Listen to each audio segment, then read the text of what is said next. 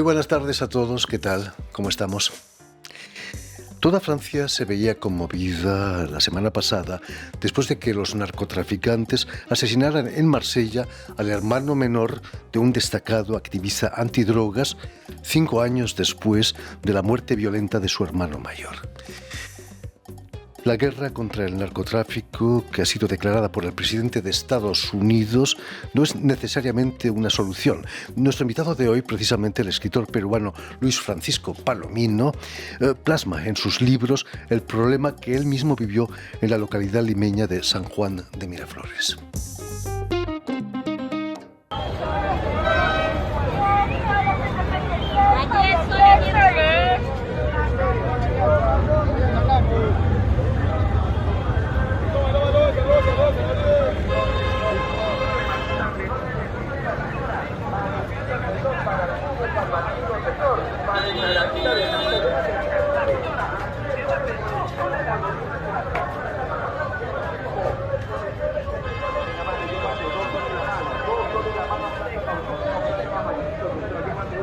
Muy buenas tardes, Luis Francisco.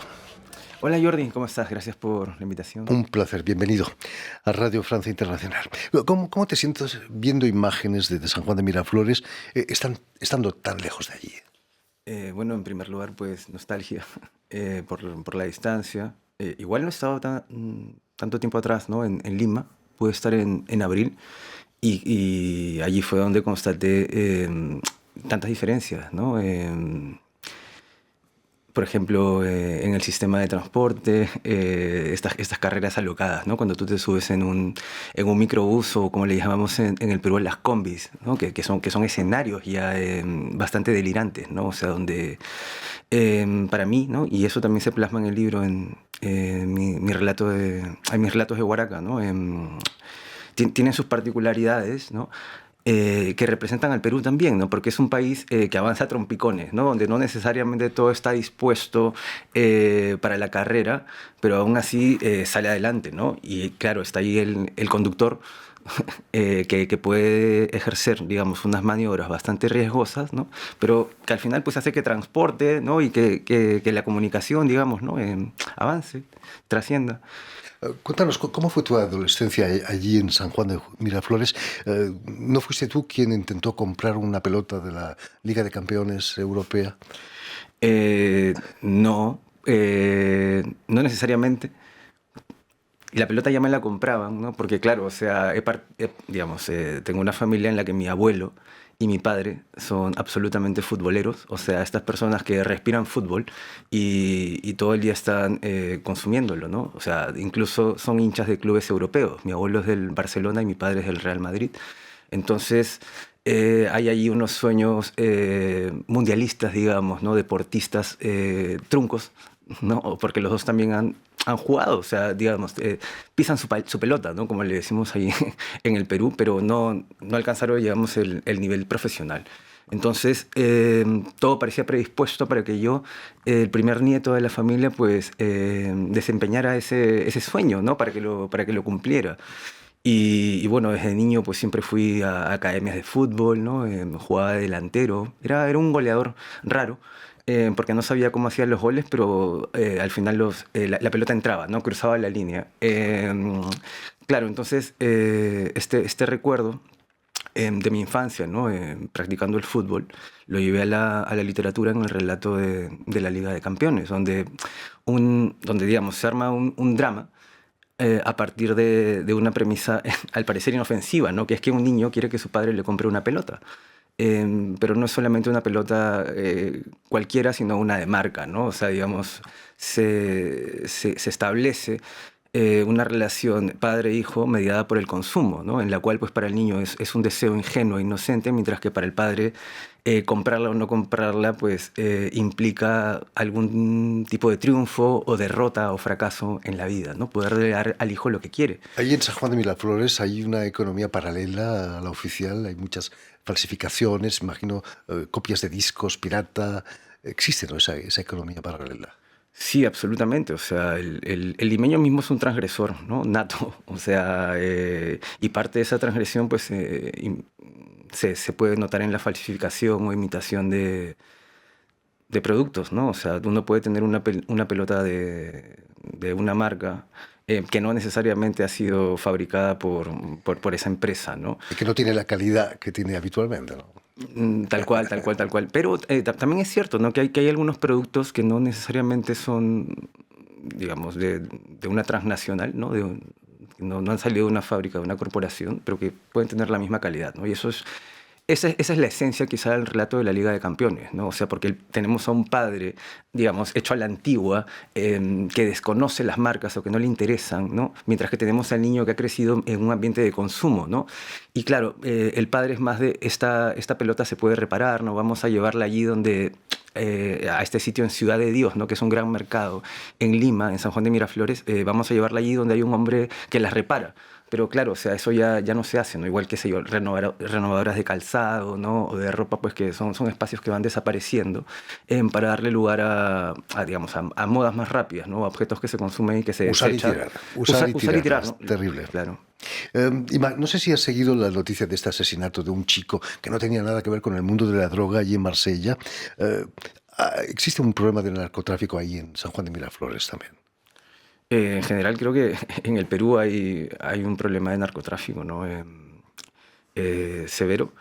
Pero digamos, en San Juan de Miraflores se puede apreciar a través de la microcomercialización de la droga, ¿no? O sea, uno puede conseguir droga en cualquier esquina, o sea, siempre está ahí tentándote o ofreciéndose, ¿no? A vista y paciencia, ¿no? De la gente. E incluso hay algo que es bastante curioso, ¿no? Porque es como un código que está en la calle, ¿no? En Lima, lo cual un amigo y yo le llamamos la estética limeña, ¿no? Que también se describe en las historias, ¿no? Hay postes de luz y los cables, ¿no? Son como marañas, ¿no? Mismas telarañas, y está ahí todo bastante desordenado. Y de allí de los que atraviesan, digamos, una pista o que la cruzan, a veces se cuelgan unas pares de zapatillas. ¿Eso qué quiere decir? Que allí puedes consumir o comprar droga. Esa publicidad, ¿no? Es publicidad total, ¿no? Es como... Sí. Quizás precisamente hablando de zapatillas deportivas, el deporte o las actividades como orquestas juveniles puede acabar más fácilmente con la droga que bombardeando lanchas rápidas, ¿no? En el Caribe. Sí, claro, de acuerdo. Siempre es estimulante o sea, practicar un deporte creo que te aleja también de los vicios, ¿no? Para ti fue el fútbol, ¿no? Me decías. Y quizás, y la escritura, ¿cómo llegaste a la literatura? De una manera muy rara, porque, o sea, en mi casa jamás se ha inculcado el hábito de la lectura más allá de leer periódicos, por ejemplo, deportivos, ¿no? Con títulos muy graciosos como, por ejemplo, El Bocón, ¿no? O sea, que eran como diarios deportivos un poco sensacionalistas. Eh, pero, pues, en el colegio, gracias a una amiga, eh, recibí una novela de Jaime Bailey en la adolescencia. Y me llamó mucho la atención, ¿no? Porque sentía que me acercaba precisamente a lo que mencionas, ¿no? A problemáticas o curiosidades o inquietudes de un chico de barrio, ¿no? A pesar de que, claro, la narrativa de Jaime Bailey, pues, digamos, sus escenarios son más bien entornos un poco clase medieros, tirando más hacia arriba, ¿no? Pero, o sea, entendiendo que las inquietudes adolescentes siempre son transversales a las clases sociales, ¿no? Entonces, claro, había allí temas de drogas, ¿no? De ir a discotecas. La misma homosexualidad también se trataba, ¿no? Lo cual era un tabú. Pero en general, ¿no? Cierta enajenación de los personajes por sus pasiones, ¿no? La literatura misma, ¿no? También ahí. Entonces, a partir de ese libro es que comienzo a frecuentar la biblioteca de mi colegio, ya convirtiéndome en una especie de paria también, ¿no? Porque, o sea, es verdad, o sea, parece que el deporte, y es curioso esto, está dividido de la cuestión, no sé si artística o por lo menos de la literatura, ¿no? O sea, debe haber escasos ejemplos de deportistas que también son artistas, ¿no? Pocos. Exacto. Entonces, ya me aparté del grupo que jugaba fútbol, ¿no? Por asistir a la biblioteca, a este encuentro o a este deporte que es más individual, ¿no? Que es la lectura. Precisamente en uno de tus libros, El apóstol de la pasta, cuentas la historia de Walter Sánchez, quien consumió y vendió drogas, durmió bajo un puente, dice él, pero que logró recuperarse. ¿Cómo conociste a Walter Sánchez? Bueno, porque Walter Sánchez ha sido alguien casi de la familia, ¿no? O sea, ha habido ahí una relación bastante cercana con él. Em, y me propuso Contar su historia, sí. contar su historia, trabajar su biografía, y me pareció que allí había una historia cautivante, ¿no? O sea, una historia de un joven que precisamente también creció en San Juan de Miraflores, pero sí fue atenazado por el consumo o sea, una de las drogas que son de las más adictivas, ¿no? Que es la pasta básica de cocaína, digamos, un residuo de la cocaína. La probó a los 13 años y se convirtió en adicto de una manera instantánea, y estuvo allí pues, en el mundo de la droga durante 15 años. Luego ya pasó, ¿no? Digamos, un proceso marcadamente, entre comillas, heroico, ¿no? O sea, tiene toda esta cuestión de llegar al infierno, ¿no? Dormir eso, en la calle, ¿no? A la intemperie, bajo un puente, con otro grupo de drogadictos. Y luego recibe esta especie de llamada divina, ¿no? A través de un sacerdote que lo combina, ¿no? O bueno, mejor dicho, le pide que sea una especie de pastor, ¿no? Un apóstol que rescate a todas las personas de la drogadicción, ¿no? Y es así como él pasa de adicto em, Apóstol de la al pasta. apóstol de la paz, una especie, ¿no? de líder que va allí ayudando a estas personas a dejar el vicio. Imagino que el libro puede ayudar a mucha gente, ¿no? Yo creo que sí, porque está escrito de una manera bastante cruda y auténtica, ¿no? O sea, no se trata de hacer una especie de lavado de cara del personaje, sino más bien de mostrar la crudeza de una persona que tiene esta enfermedad, ¿no? Que es el vicio, ¿no? Terrible. Cuando uno nace en un barrio periférico de una gran ciudad, puede pensar que nadie le va a extrañar. Ujú. Nadie nos extrañará, es precisamente tu primer libro de relatos, llenos de puñetazos, violencia gratuita. Fue publicado en Perú por Animal de Invierno, ¿no? Ya, un nombre extraordinario para una editorial, ¿no? Un lector Extraordinario, es un animal de invierno, ¿no? Un claro. lector. Extraordinario además porque digamos, fue una creación del poeta peruano José Watanabe, que yo lo admiro muchísimo, ¿no? Y sí, Animal de Invierno, ¿no? Que también tiene otro poema que se llama El Guardián del Hielo, que habla de la fugacidad, ¿no? Y tiene un verso maravilloso que es ama rápido, me dijo el sol, ¿no? Que a mí me parece pues una cumbre, ¿no? La poesía peruana. Y sí, o sea, yo creo que parte del título de Nadie nos extrañará dialoga con una canción de Los Prisioneros de Chile, que fue una banda favorita, bueno, fue mi banda favorita en la temprana adolescencia, por llamarlo de algún modo.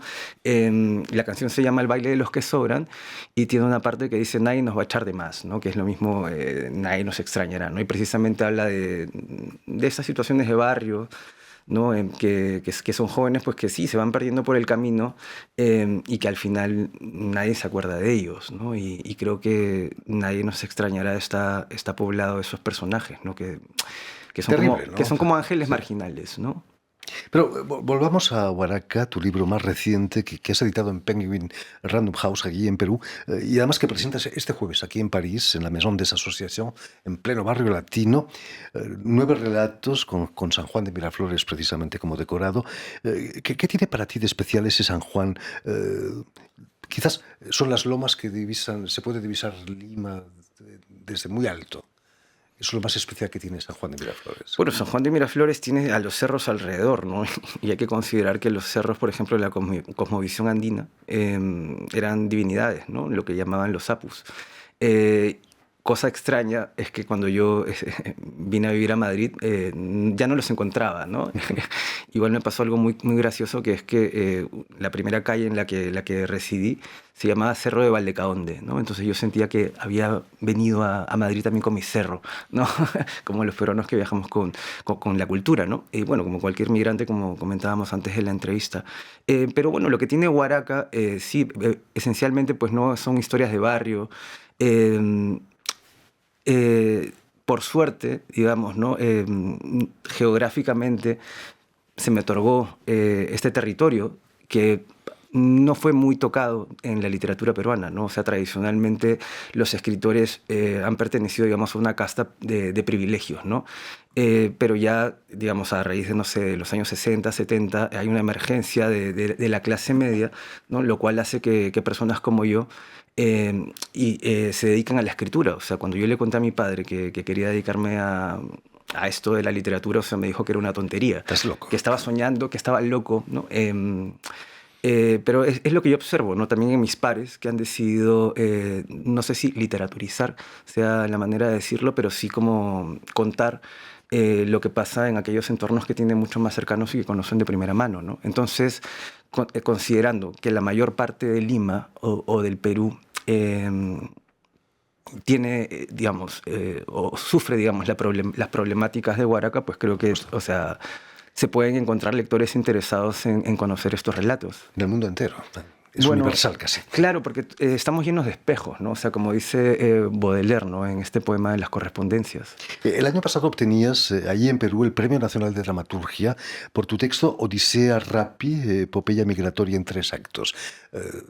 Estás viviendo una epopeya migratoria, ¿no? Vives en Madrid desde hace 3 o 4 años.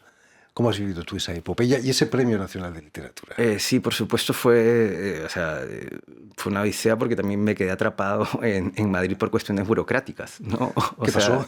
Es nada, que no podía regresar al Perú porque mi expediente estaba en continuo trámite.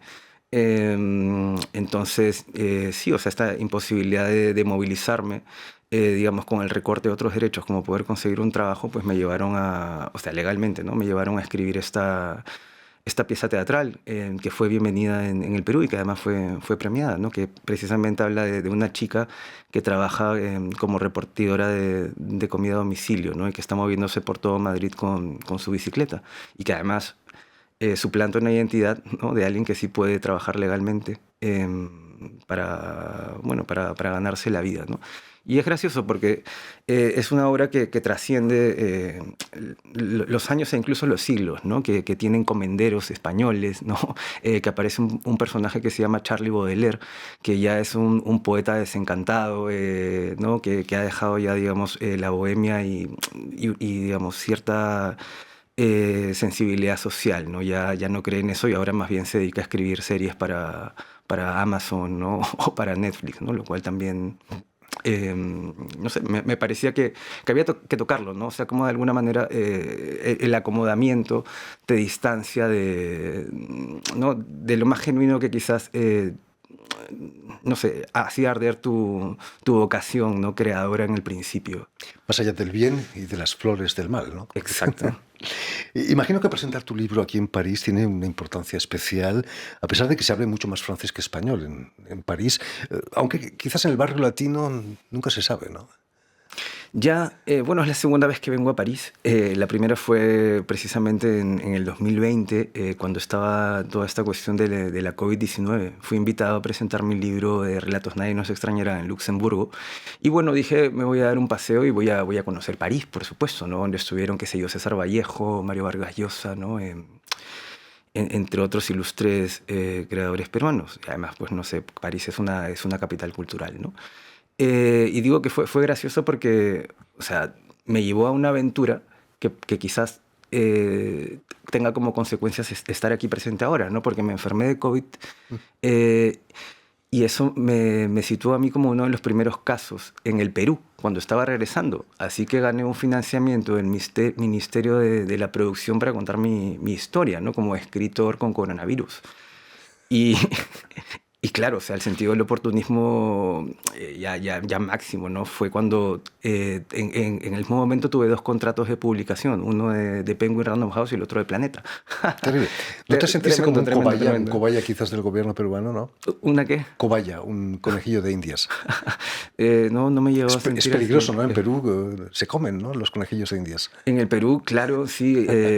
Bueno, sobre todo en la sierra, ¿no? O sea, sí, claro, o sea, mis abuelos preparan y comen cuy, ¿no? Cuy. Le llamamos cuy. Por supuesto. Acá son mascotas, más bien. Sí, desgraciadamente.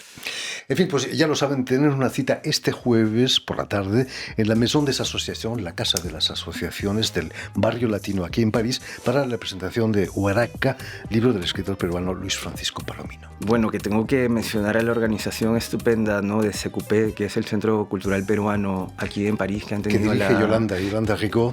que dirige la increíble Yolanda Rigol, además, ¿no? Que ha tenido pues esta deferencia de gestionarlo y nada, estoy muy alegre y emocionado. Le mandamos un saludo desde aquí a Yolanda. Permíteme también que dé las gracias a Vanessa Loiseau y a Jan Bordelas, que se han ocupado hoy de la realización del programa, y también saludar a nuestros telespectadores, porque también los tenemos, que nos siguen en toda América, desde Chicago hasta la Patagonia, gracias a una cadena de televisión que se llama UCL, un canal latino, que no está en el barrio latino, aquí en París, está en Montevideo, y una red también que se llama TAL, que reúne televisoras públicas y universitarias de los dos continentes. Y a ustedes, muchísimas gracias por su atención y les damos cita para una nueva edición de El Invitado de Radio Francia Internacional.